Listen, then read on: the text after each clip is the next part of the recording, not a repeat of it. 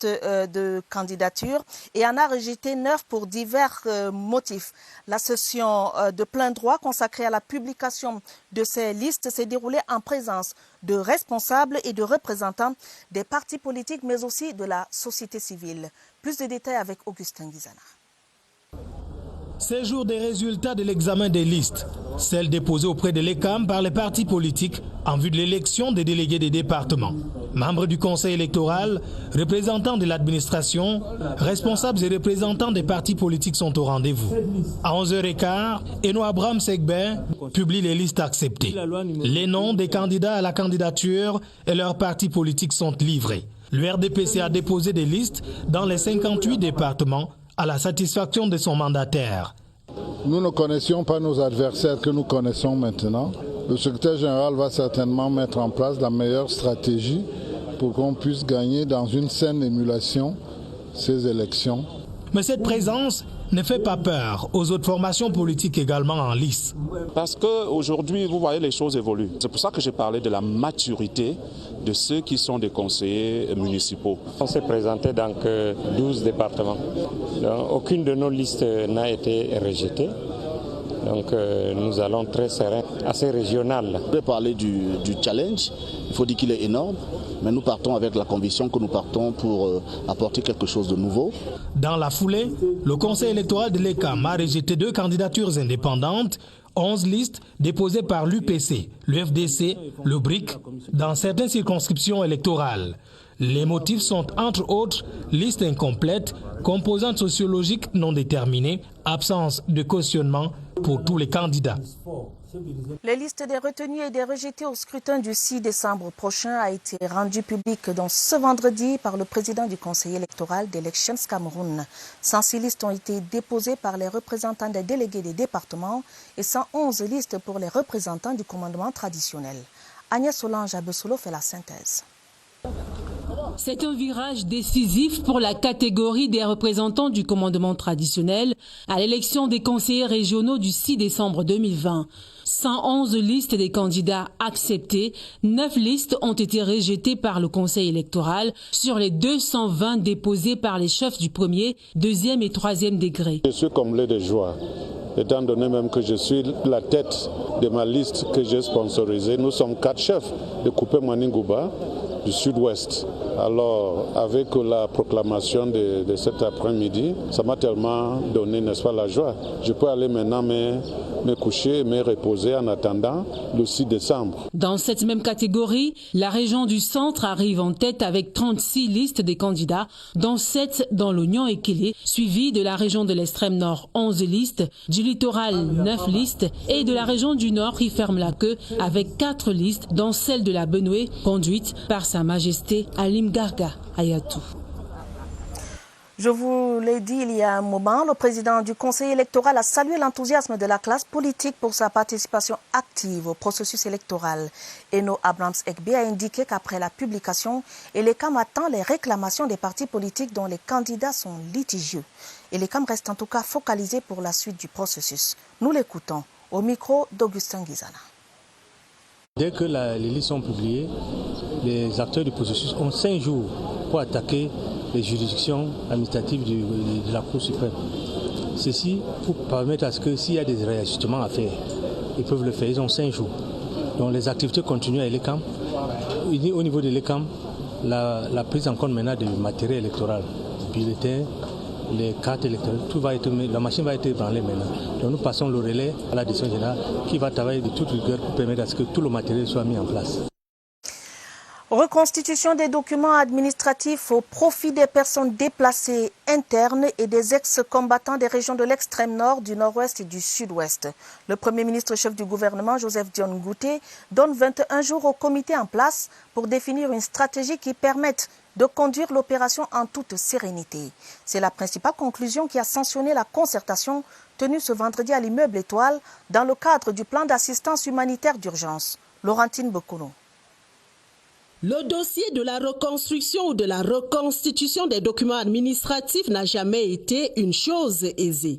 car il s'agit de reconstruire toute une vie. Le Cameroun a opté pour deux approches, la reconstitution judiciaire, donc devant les juridictions, et la reconstitution administrative des documents d'état civil et des pièces administratives individuelles dans le cadre du plan d'assistance humanitaire d'urgence décidé par le chef de l'État Paul Biya en faveur des populations du nord-ouest et du sud-ouest, y compris celles de l'extrême nord, victimes des exactions de la secte islamiste Boko Haram. Pour le ministre d'État, ministre de la Justice, garde des Sceaux, Laurent Esso, ce travail doit se faire sans pour autant exposer la nationalité camerounaise. Donc, vigilance absolue, surtout dans les camps des réfugiés et autres villages où l'on retrouve beaucoup d'étrangers. Pour sa part, le ministre de l'administration territoriale préconise un recensement préalable. Aussi, le Premier ministre chef du gouvernement, Joseph Dion Ngouté, a-t-il prescrit la mise en place d'un comité d'urgence.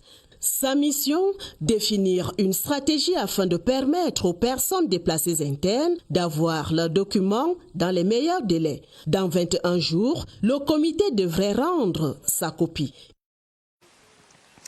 Cette fin de journée a été plus stressante que jamais pour les candidats au GCE, O et A-Level. Il y a eu ceux qui ont été reçus, ceux qui ont manqué le rendez-vous, mais aussi des mentions. Le GCE Board a enregistré pour cette session 150 000 candidats, soit une hausse de 40 000 candidats par rapport aux 110 000 de la session de 2019. Ambiance de résultats dans un établissement de Yaoundé, c'est dans ce reportage de Sadou Mamoudou. C'est l'ultime jour de leur cursus scolaire, le premier pour la suite de leur vie. Alors, pas question de banquer le moment. À quelques minutes de l'affichage des résultats, le mercure monte. Avant que j'en sorte, j'étais un peu stressé, j'avais peur. Un quart d'heure plus tard, place aux premiers éclats de joie. C'est le soulagement, des projets en perspective. J'ai composé en 4 matières, j'ai réussi 3. History, économique et géographie. Et j'ai fait sciences politiques à l'université de Soie. Les parents, premiers interlocuteurs, certains même sont venus en personne découvrir les résultats du GCE, Ordinary et Advanced Level. Mon fils, il a réussi, il a eu ses 10 papiers, il est le meilleur de l'établissement. Je suis très très content. Je viens de découvrir qu'il a réussi. Sur les 8 matières composées, il a bravé les 8 matières. On va essayer de voir s'il est dans la cave ou s'il y a quelque chose. On va essayer de partager avec les voisins, avec ses frères. Passons sur les pantalons retroussés, bras croisés, dos en feu, grises mines qui n'ont pas décroché le GCO ou Advanced Level. Pour la grande majorité, c'est la fête à l'horizon.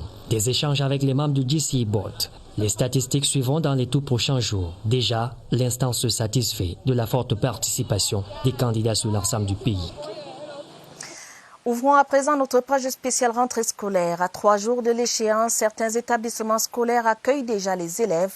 C'est le cas dans certains collèges avec internat. Ambiance des premiers jours. Joël Igor Abanda.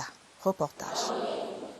C'est par une prière de dévotion à Dieu que les élèves de l'internat de Christian Comprehensive Secondary School, Nkolban Paritoudi, entament la journée. Près de 800 élèves prendront le train de l'année scolaire 2020-2021 dans cet établissement. L'année passée, l'effectif à l'école était de 1016 élèves et nous avons pu gérer, n'est-ce pas, cette situation. Cette fois-ci, l'effectif a été réduit et sur le plan infrastructurel, vous voyez que nous avons assez de salles pour accommoder ces élèves. Nous sommes très prêts, je le dis bien, à accueillir les élèves afin que les cours commencent dans les normes. Environ 300 élèves des classes d'examen sont attendus dans ce collège bilingue. Les premiers internes sont arrivés depuis ce jeudi et ils se sont mis au travail depuis ce vendredi matin qui pour désherber l'enceinte de l'établissement, qui pour mettre la propreté dans les dortoirs. On a désinfecté les dortoirs, on a pris toutes les dispositions de manière à ce que les élèves, n'est-ce pas, soient à l'aise dans ces dortoirs. Un élève par lit, donc ils sont 12 dans la salle.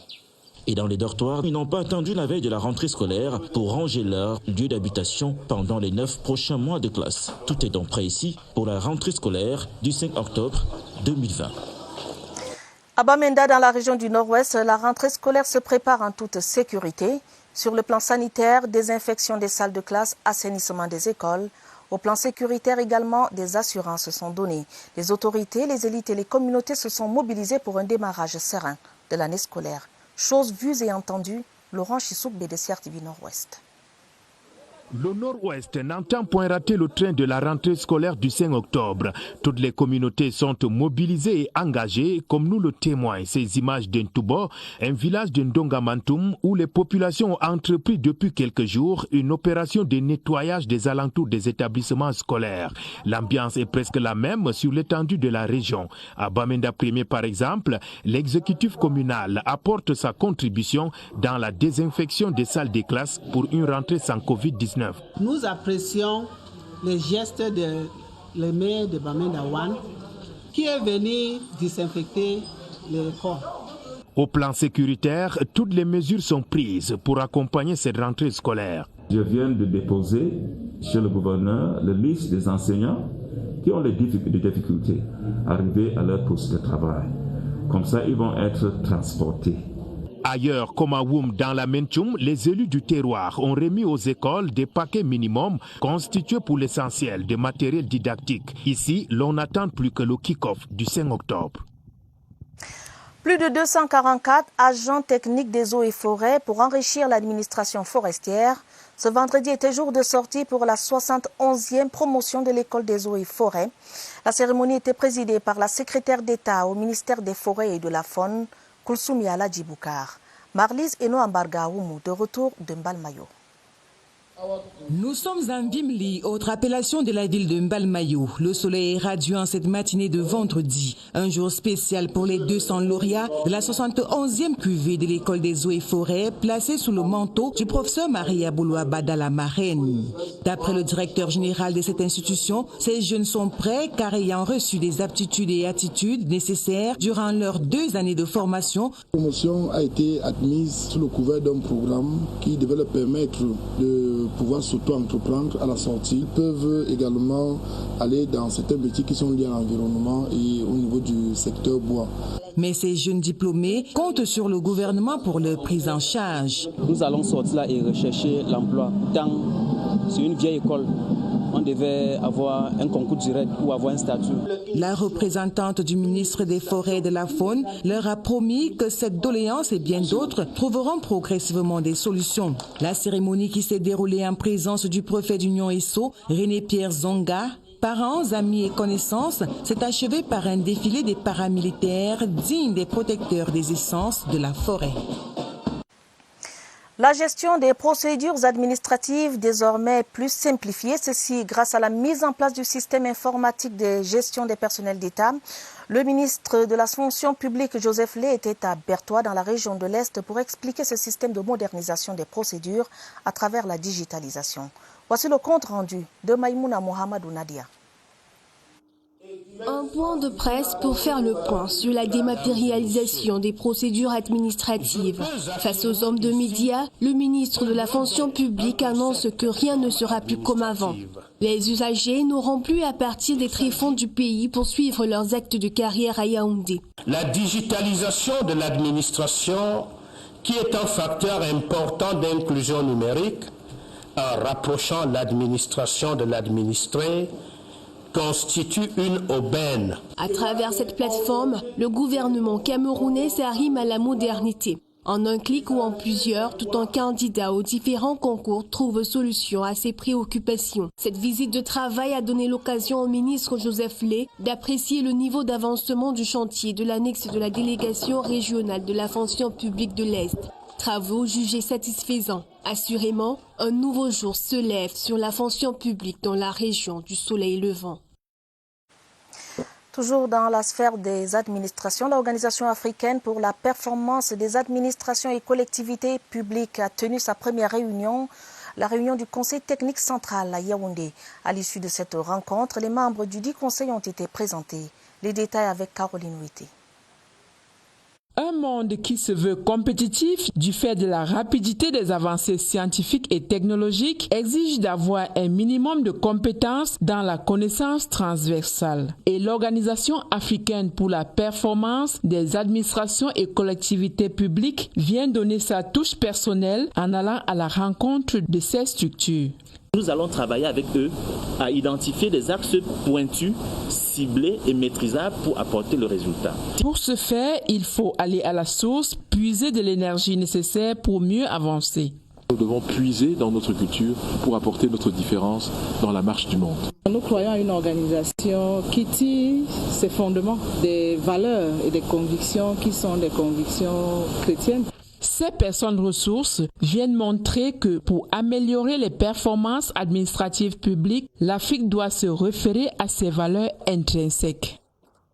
Rencontre à l'issue de laquelle le professeur Viviane Ondoa-Biwole a été élue présidente du Conseil technique central de l'Organisation africaine pour la performance des administrations et collectivités publiques. Le 5 octobre prochain se commémore également la 35e journée mondiale de l'habitat. En prélude à l'événement, une réflexion sur les stratégies de développement de la construction des logements sociaux s'est tenue. Autour d'une table ronde hier jeudi à Douala, les experts en développement urbain, urbanistes et partenaires sous la supervision du ministère de l'Habitat et du Développement urbain. Christelle Fouda nous en dit davantage. 5 millions de Camerounais vivent dans des conditions précaires selon ONU Habitat. La pandémie du coronavirus sévissant toujours, de même que les inondations, avoir un habitat adéquat est plus que jamais une question de vie ou de mort.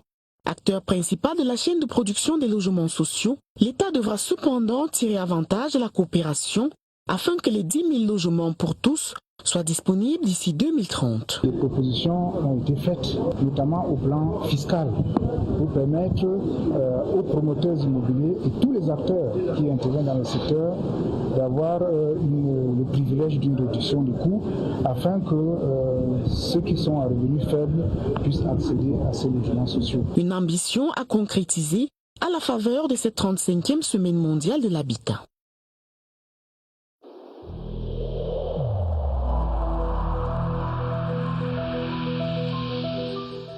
N'oublions pas que la négligence d'une seule personne peut nuire gravement à l'ensemble de la communauté.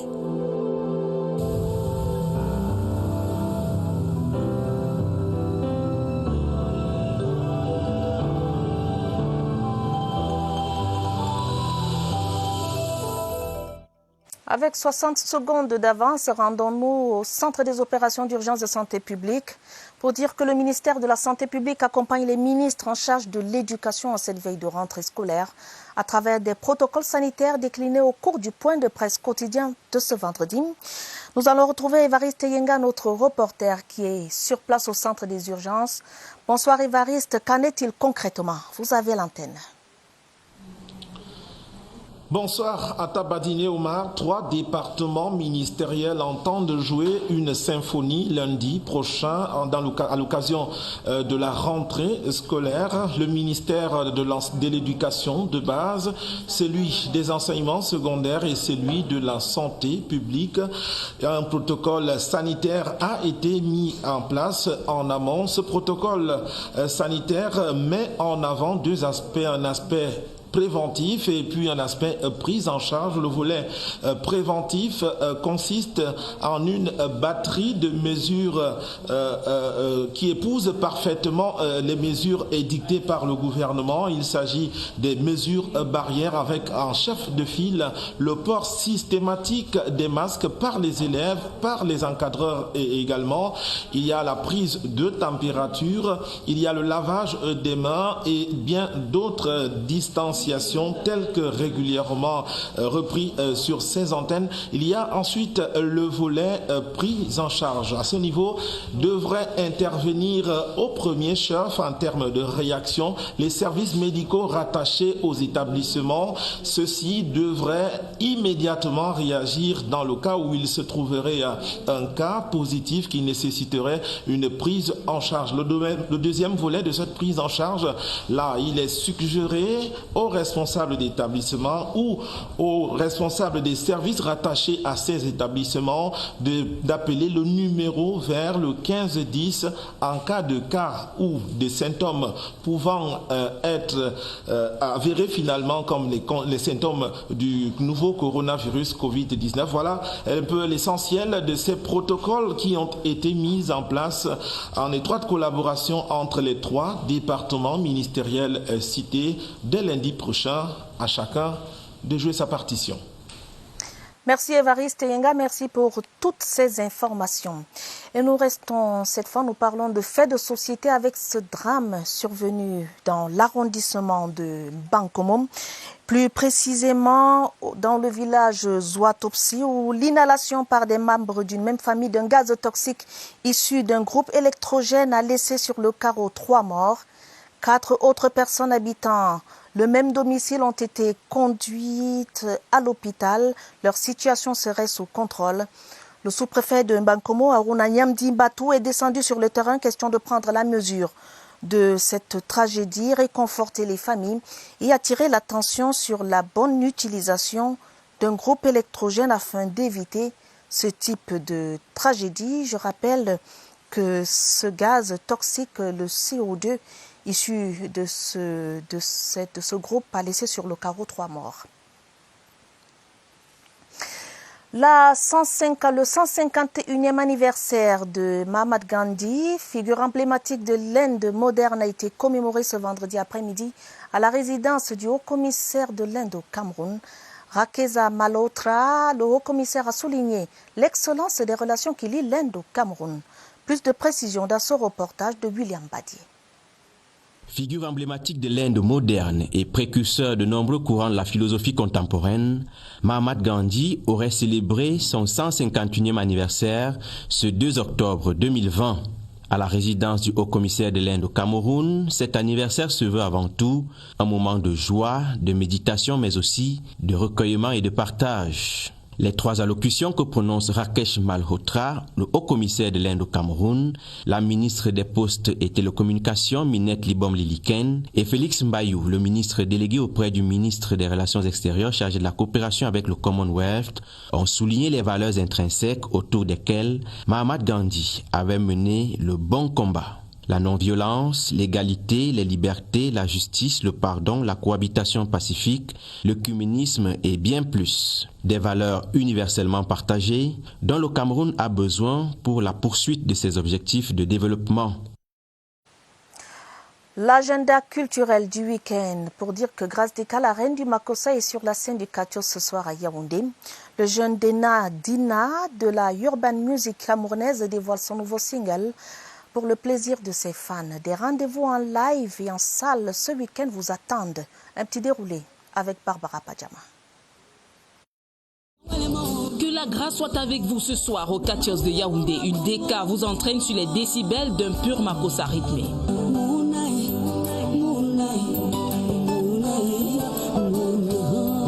Coco Ajanté carbure de l'autre côté de la ville à la Sanza Night Club.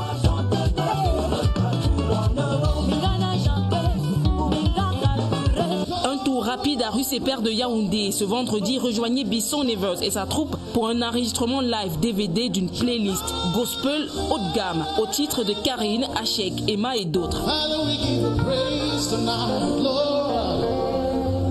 Il y a aussi de la nouveauté ce soir, une sortie de Dina avec son new single. En vitrine ce samedi, 237 modèles en compétition. Un défilé animé par Kerine, London Check, Kitchen Boy. Et à Bankomo, dans le centre, on se met en 3D pour regarder Mulan du pays de l'oncle Sam. Rendez-vous 10h. Profitez avant la rentrée. Their leader calls himself Oricon. Bien entendu, Barbara. Au-delà des frontières nationales, États-Unis, la pandémie du Covid-19 se fait de l'espace dans la campagne pour l'élection présidentielle de novembre prochain. Le couple Trump se met en quarantaine après avoir été testé positif au Covid-19. Du coup, le meeting de campagne qui devrait se tenir ce vendredi en Floride a été annulé. Plus de précisions avec Séverin Alegambele. Le médecin de la Maison-Blanche annonce dans un communiqué que le président Trump fera l'objet d'une surveillance médicale étroite, tout comme son épouse Mélanie, après avoir été diagnostiqué positif au Covid-19. Une information contenue dans le tweet personnel du président américain qui confirme la mise en quarantaine et le début du processus de rétablissement immédiat. Concrètement, Donald Trump va devoir renoncer aux rassemblements électoraux qu'il affectionne et sur lesquels il semble compter pour rattraper son retard persistant dans les intentions de vote dans les États clés susceptibles de faire basculer la victoire dans un camp ou dans l'autre le 3 novembre prochain. Donald Trump va rester à la Maison-Blanche et il va continuer à assumer ses fonctions de chef de l'État pendant la quarantaine. A signaler que des vœux de prompt rétablissement affluent de partout, Joe Biden, l'adversaire démocrate à l'élection présidentielle, lui souhaite un prompt rétablissement. Parlons maintenant de sport, des solutions concrètes et sans ambiguïté ni complaisance dans l'application sans condition de la sentence du TAS. Instruction donnée ce vendredi aux membres du groupe de travail MINSEP FECAFOOT Ligue de football professionnel par le ministre des Sports. Le professeur Narcisse Mweli-Kambi procédait à la cérémonie d'installation de cette commission qui dispose de 15 jours pour rendre sa copie. Les détails, Germain Walisingé. Le fauteuil de la FECAFOOT est resté orphelin durant toute la cérémonie, à contrario de celui de l'autre partie. Le maître des lieux a dit agir au nom du gouvernement.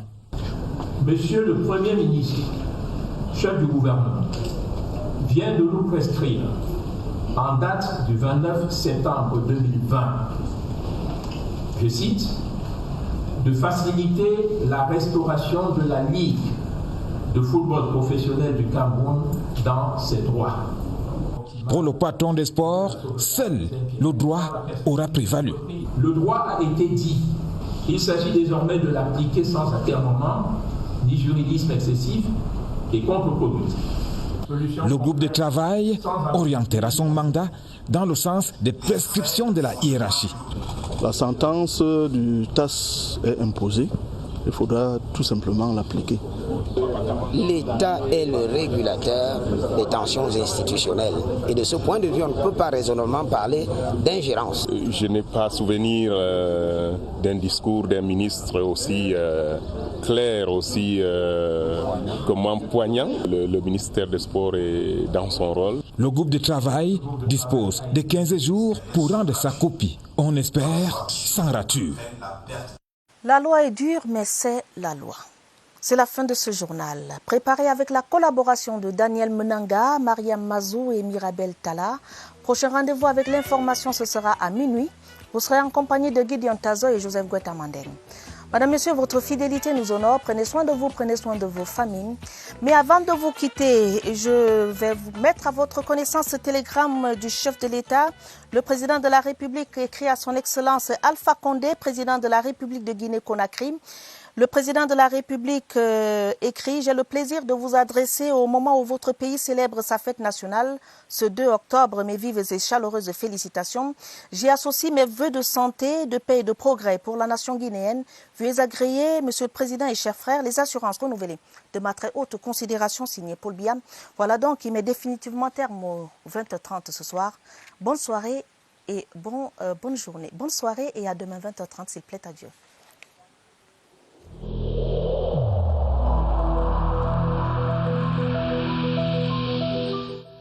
Il est essentiel que les mesures qui ont été indiquées soient absolument respectées par chacun de nous. Lavez-vous régulièrement les mains à l'eau et au savon ou à l'aide d'un gel hydroalcoolique. Restez à au moins 1 mètre de distance des autres personnes, surtout si elles toussent, éternuent ou ont de la fièvre. Si vous avez de la fièvre, de la toux ou des difficultés à respirer, consultez un médecin.